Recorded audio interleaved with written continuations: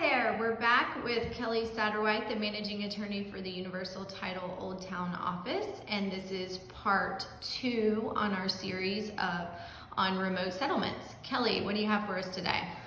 Well, thank you, Beth. I just want to recap the first part of this series on remote settlements dealt with powers of attorney. That's a lot of times our kind of first line of defense. If one spouse can be here but the other one can't, we can usually get a power of attorney and have the settlement that way.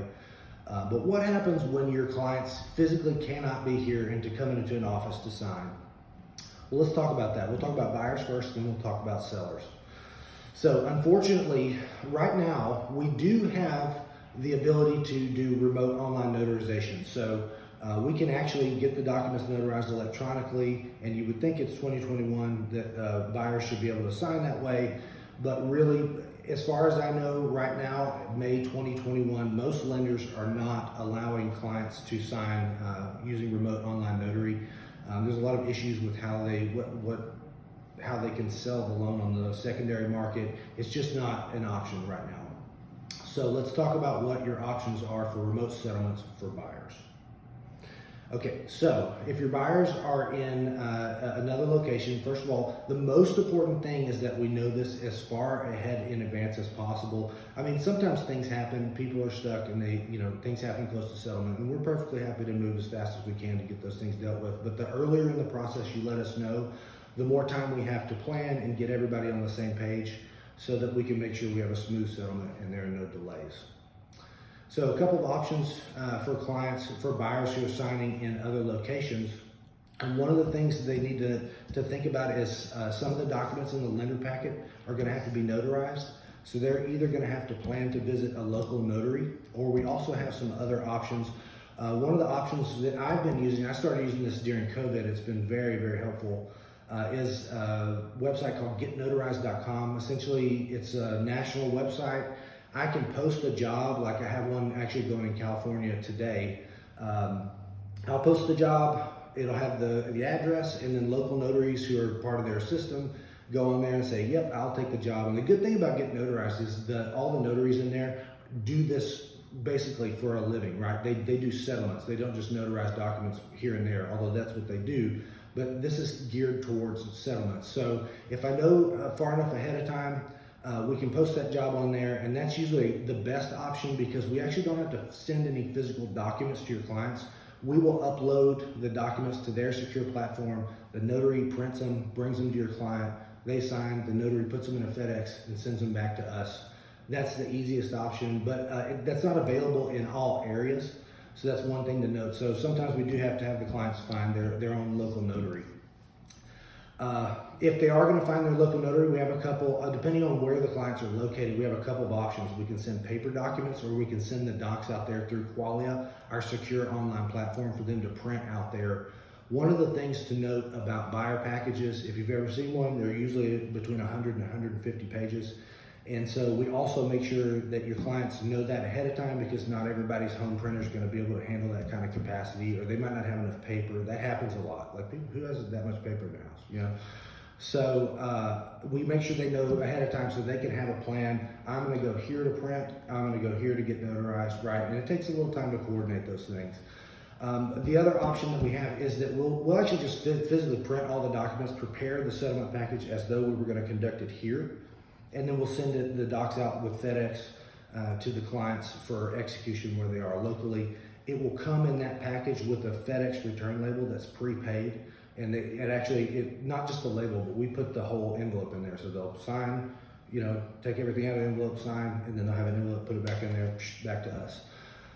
One of the things to note when signing remotely, we cannot record documents in Virginia until we have the originals in our possession. So time really and speed really is a factor, right? And so we want to make sure the clients know that ahead of time.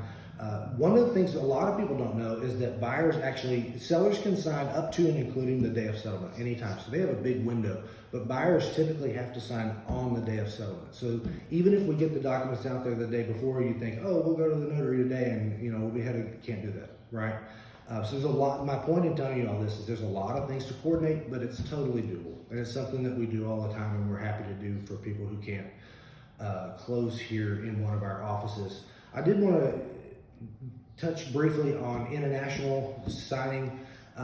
In order for somebody to sign a loan package internationally, they can certainly do that, but the documents need to be notarized by a U.S. notary. And if they're not in a place that's like a big international banking center like London, Hong Kong, Frankfurt, Germany, it can be really difficult to find a U.S. notary. And most times people have to go to an embassy, a U.S. embassy or a consulate. That can take 2 or 3 weeks to get an appointment. So again, the theme throughout this whole thing is the earlier we know, the more time we have to coordinate. So if clients are signing internationally, we usually have them print there. They'll have arranged a notary there where they can sign. U.S. military JAGs are all U.S. notaries, so if you're on a military base, that's no problem. But then also remember, we can't disburse the money, we can't record and disburse until we have the original documents back. So if it's coming from overseas, actually, believe it or not, we didn't just make this video on this day for this reason, but I have some docs coming back from Japan. People signed in Japan yesterday. And then it's also important, in Virginia, we can't disburse the proceeds from the sale until the deed has been recorded at the courthouse. And remember, we can't record any of the documents till we have all the originals. And so what that means is those documents are, if the buyers signed yesterday was the settlement date, it might take 2 or 3 days for us to get back here, for those docs to get back here. So the listing agent and the sellers need to know, if you're gonna have one of these delays, hey, we're not gonna be able to, you're not gonna have your money for 3-4 days after settlement, but we usually try to have some tracking so everybody knows what's going on and they have a reasonable expectation of when we get the originals and record. So I think that's a pretty good general overview of buyer remote settlements. Sellers, like I said, sellers can sign anytime up to and including the day of settlement. So they have a bigger window, right? There's a lot less pressure. They don't have to do it on a certain day. And they also have a lot fewer documents to sign. Usually it's 12 to 15 documents, no more than 20, 25 pages tops that the sellers will sign. Sellers, in most situations, we do have to get the lender's approval, but sellers can sign electronically with a remote online notary service like we use Notary Cam.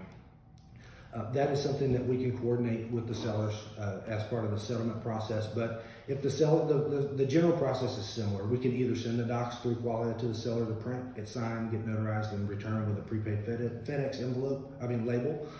Or we can physically print all the documents out, send them out with a return envelope, they send them back, and that's your option there. So I think we've kind of covered what happens, remote settlements. These things happen all the time. It's a regular occurrence. It's something we do in the regular course of business, and we're happy to assist your clients in any way that we can.